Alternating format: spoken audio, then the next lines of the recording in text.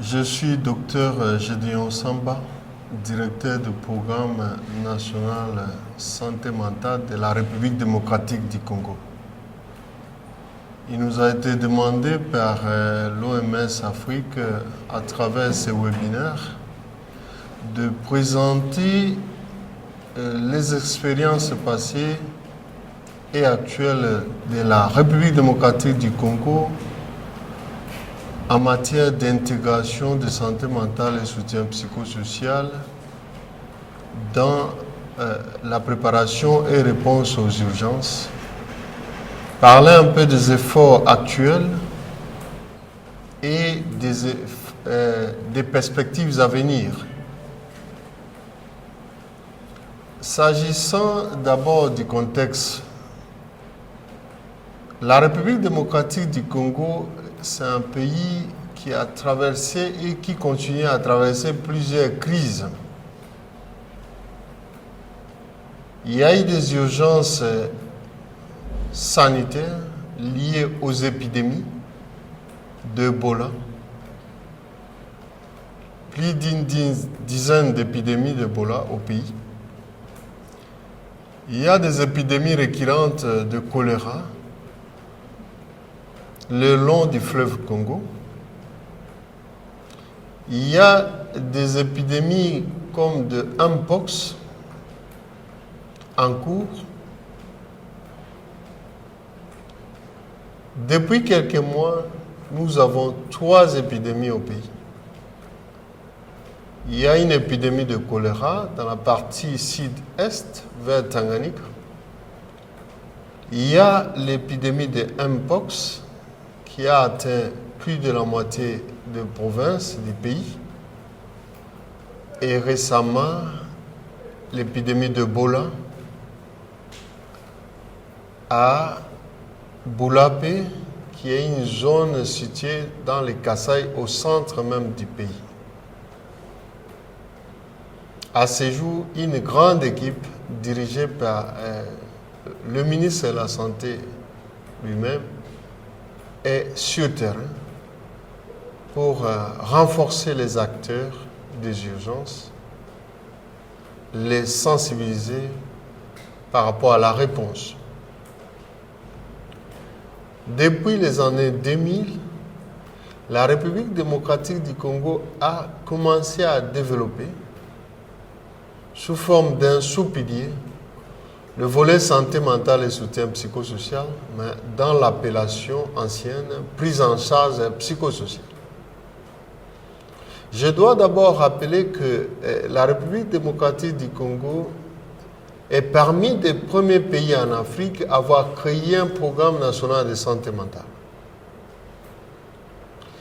Et c'est l'un des pays qui a formé aussi un grand nombre non seulement des neuropsychiatres, mais aussi des psychologues cliniciens, même des infirmiers en neuropsychiatrie depuis longue date. Donc, en matière de ressources humaines en santé mentale, en termes de nombre, nous les avons. Ce qui nous reste comme défi, c'est la qualité, c'est-à-dire le renforcement des capacités, conformément au module du comité permanent interagence et de module surtout de l'OMS.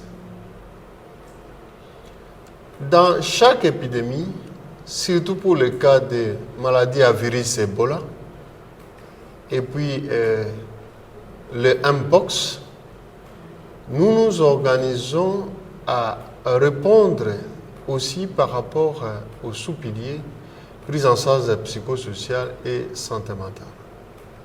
Il y a un bon nombre de psychologues cliniciens, de neuropsychiatres qui sont formés ou ont été formés depuis les années 2000 par l'OMS pour répondre à ces besoins de santé mentale auprès des cas ou des victimes primaires. Vu cette expérience, les experts de la RDC en matière de réponse Ebola, quelle que soit pour la prise en charge médicale, la communication de risques et engagement communautaire et la prise en charge psychosociale ont été déployés dans les épidémies à virus Ebola, en Afrique de l'Ouest, au Libéria et dans d'autres pays, pour faire valoir cette expertise ou cette expérience.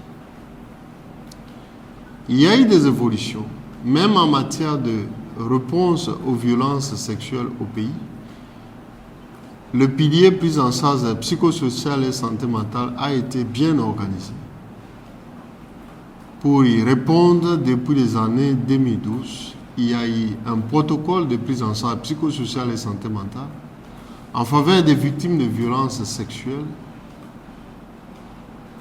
dans les terrains de conflit, mis en place par le Programme national de santé mentale avec d'autres programmes du gouvernement depuis les années 2012. Je suis arrivé à la tête du programme en septembre 2022 après le décès du directeur Dr Mouteba paix à son âme, qui a aussi contribué beaucoup par rapport à ces piliers avec certains projets pilotes dans la région est du pays, au nord Kivu et au sud Kivu. C'est une région dévastée par des crises sécuritaires, des rébellions à répétition, qui entraînaient des déplacements massifs de population, des cas de réfugiés auprès des pays frontaliers, c'est-à-dire le Burundi, l'Ouganda et le Rwanda. Cela a aggravé des crises humanitaires.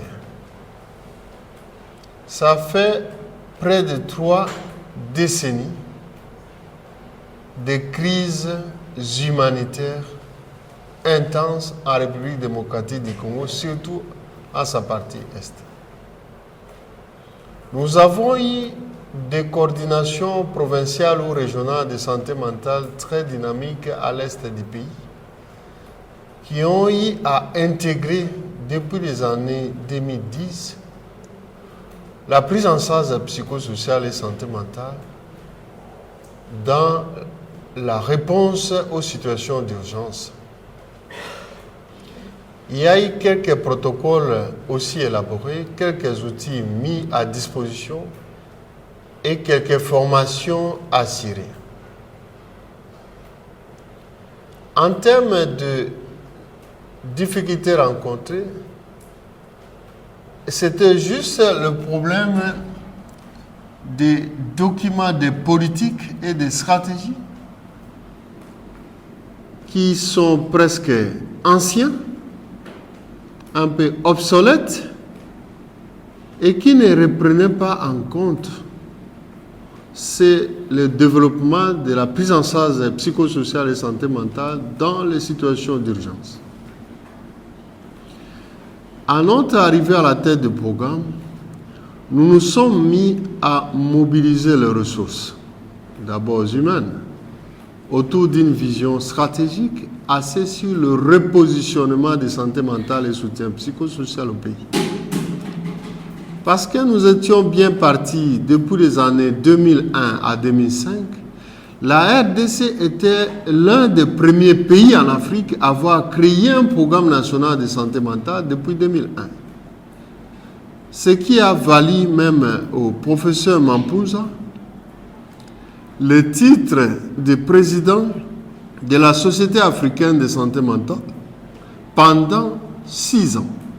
Parce qu'il était à la base même de création de la Société africaine de santé mentale, pendant que les autres réfléchissaient à mettre en place une Société africaine de psychiatrie. Il fallait aller dans le cadre de santé mentale qui est multidisciplinaire. Aujourd'hui, nous avons développé un plan stratégique multisectoriel de santé mentale et soutien psychosocial. Nous venons de terminer l'écriture de ce plan et à la fin du mois, nous allons les soumettre aux autorités pour commencer le processus de validation au niveau des secteurs santé mais aussi au niveau multisectoriel. Ça fait 2 ans que nous prônons la multisectorialité de santé mentale et soutien psychosocial. C'est bien intitulé dans notre plan.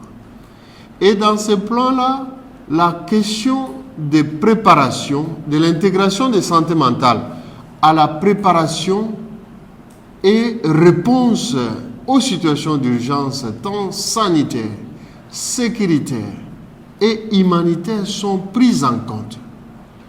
Et pour nous, c'est un instrument hautement stratégique qui va nous permettre d'améliorer la qualité de la réponse. Voilà pourquoi nous avons toujours demandé l'accompagnement de l'OMS pour la validation et la mise en œuvre de ce plan. Des années 2023-2024 jusqu'à maintenant, nous avons mis un accent sur le renforcement des piliers des systèmes de santé mentale. Nous avons fait créer des filières de santé mentale dans les écoles infirmières de premier niveau et de niveau supérieur. C'est pour former des techniciens en santé mentale qui vont nous permettre à répondre ou à être placés aux premiers échelons des soins et voire même au niveau communautaire et à améliorer la réponse aux situations d'urgence au niveau communautaire. Mais aussi, depuis le passé, le pays a formé, lors des situations d'urgence, des crises sanitaires, les agents psychosociaux et des assistants sociaux formés en prise en charge psychosociale par rapport aux situations d'urgence, qui agissent ou qui interviennent au niveau communautaire pour répondre aux différentes catastrophes et situations d'urgence. Et nous sommes aussi en train de nous efforcer à organiser la ressource humaine appelée psychologue clinicien. Parce que nous sommes l'un des pays rares avec plus de 3000 psychologues cliniciens formés, mais moins utilisés. Parce qu'à notre arrivée dans le système de santé, les psychologues cliniciens n'étaient utilisés que pour les situations d'urgence, mais maintenant nous voulons les intégrer dans le système de santé. Ils étaient catégorisés comme administratifs, faire de l'administration au secteur de la santé, mais actuellement nous avons élaboré un projet qui est déjà sur la table du ministre, un projet d'arrêté pour la reconnaissance des compétences des psychologues cliniciens, leur catégorisation comme prestataires de soins, au même titre que l'infirmier, le médecin. Et ils seront positionnés aux différents échelons de soins pour renforcer la résilience du système, afin déjà de se préparer aux situations d'urgence et aux catastrophes humanitaires pour des réponses appropriées. Nous nous sommes efforcés aussi à ce niveau de gouvernance, actuellement au pays, à placer un point focal dans le centre des opérations des urgences qui a été créé il y a 2 ans, le COUSP et l'Institut national de santé publique qui gère les urgences actuellement au pays, de placer un point focal de santé mentale et soutien psychosocial, un psychologue clinicien formé et que nous sommes en train de renforcer des capacités pour améliorer le pilier prise en charge psychosociale et santé mentale. Nous sommes aussi en train de mener des plaidoyers pour dénommer désormais ces piliers santé mentale et soutien psychosocial par rapport aux directives de l'IAC au niveau global. Mais aussi des spécialistes en neuropsychiatrie. Nous sommes en train de les accompagner, de les encadrer, leur fournir des modules de l'OMS, notamment les MHGAP, plus précisément des MHGAP de situation d'urgence, GIH, pour les armer davantage. En termes de perspective, nous avons aussi planifié déjà les différentes formations par rapport au module de base. Mais l'année passée, nous avons eu la formation avec l'Union africaine au travers de son agence Africa CDC sur l'ensemble minimum de services en santé mentale et soutien psychosocial pour les situations d'urgence. Au moins 15 experts de niveau national et régional, provincial ont été formés sur les MSP, donc l'ensemble minimum de services qui consacre la coordination multisectorielle des interventions de santé mentale et soutien psychosocial. Une autre belle expérience que nous sommes en train d'expérimenter avec Africa CDC, nous nous sommes bâtis dans le plaidoyer pour ramener ici en République démocratique du Congo un grand centre de formation ou organiser des formations structurées sous forme de master d'épidémiologie de terrain et santé mentale. Ce sont des experts ou des techniciens qui ont travaillé en santé mentale. Ils sont recrutés sur base de sélection d'un concours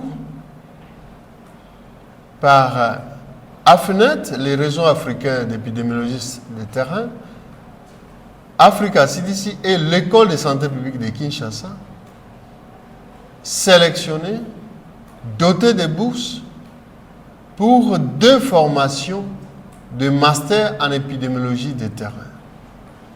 La première cohorte était une cohorte intermédiaire de 10 apprenants venus de 6 pays d'Afrique centrale francophone: le Burundi, la République démocratique du Congo, la République du Congo, le Tchad, le Gabon, la République centrafricaine. Et en novembre, ils vont clôturer leur formation de 9 mois. Il y a des moments de sessions théoriques où ils ont des modules d'épidémiologie et de santé mentale. Et ils ont plus de temps aussi sur le terrain dans leur lieu habituel pour des stages. Il y a 2 mois, nous avons lancé une deuxième cohorte. Cette fois-là, c'est une formation avancée d'épidémiologie de terrain et santé mentale. Environ 14 apprenants sont ici internés. Ils ont 5 mois de cours théoriques et puis 5 mois de formation pratique sur le terrain dans leur lieu habituel, ainsi de suite. Pour un total de 2 ans, ils seront formés en épidémiologie et en module de base de santé mentale et soutien psychosocial pour les situations d'urgence. Ils sont aussi venus des mêmes 6 pays d'Afrique centrale francophone: le Tchad, le Burundi, le Congo-Brazza, la République démocratique du Congo, le Gabon et la République centrafricaine. Nous sommes rassurés qu'avec ce renforcement des capacités de haut niveau, nous allons produire des profils, des experts de santé mentale qui sont aussi épidémiologistes pour répondre aux situations d'urgence. Mais en même temps, cette formation nous permet pour renforcer la gestion de l'information stratégique ou l'information sanitaire en lien avec la santé mentale. Comme ça, ça va nous permettre à capitaliser de nombreuses expériences, de nombreuses données que nous produisons en la réponse en santé mentale et soutien psychosocial pendant la réponse aux crises sanitaires, humanitaires ou sécuritaires. Parce que la recherche en santé mentale en Afrique n'est pas encore très développée, surtout aussi le cas dans notre pays. Donc, le profil formé actuellement au niveau de la République démocratique du Congo, à travers cette formation sous-régionale Afrique centrale francophone, avec l'appui de l'Union africaine, nous permettra de produire des compétences capables d'intégrer aisément la santé mentale et le soutien psychosocial comme un pilier et non un sous-pilier de la préparation et réponse aux catastrophes humanitaires et aux situations d'urgence dans la région africaine. C'est une contribution énorme. Mais aussi, comme perspective, nous sommes en train de nous renforcer, d'organiser des formations de base en module MHCAP, surtout les MHCAP GIH, à l'ensemble minimum de services et d'autres modules supplémentaires pour renforcer nos capacités. Et nous allons faire appel aux formateurs de l'OMS, de la région africaine, pour nous aider à mettre en place un pool de formateurs qui vont descendre dans toutes les régions parce que le pays a 26 provinces afin de renforcer les capacités du système de santé par rapport à la préparation et réponse aux situations d'urgence. Et nous avons aussi la projection dans un bref délai de produire tous les protocoles, les manuels, les outils appropriés. C'est-à-dire nous allons prendre toute la documentation aujourd'hui fournie par IASC, c'est-à-dire le comité permanent interagences, les contextualiser, les écrire et le produire comme document pays, contextualisé et validé, le mettre à la disposition de tous ces acteurs. Sur le plan plaidoyer, ces derniers temps, nous avons multiplié beaucoup de plaidoyers au niveau de la coordination humanitaire pour arriver à intégrer la santé mentale et le soutien psychosocial comme pilier essentiel dans les cycles humanitaires. C'est-à-dire depuis l'évaluation des besoins, au travers les HNO, le plan de préparation, mais aussi dans les HRP, c'est-à-dire le plan de réponse.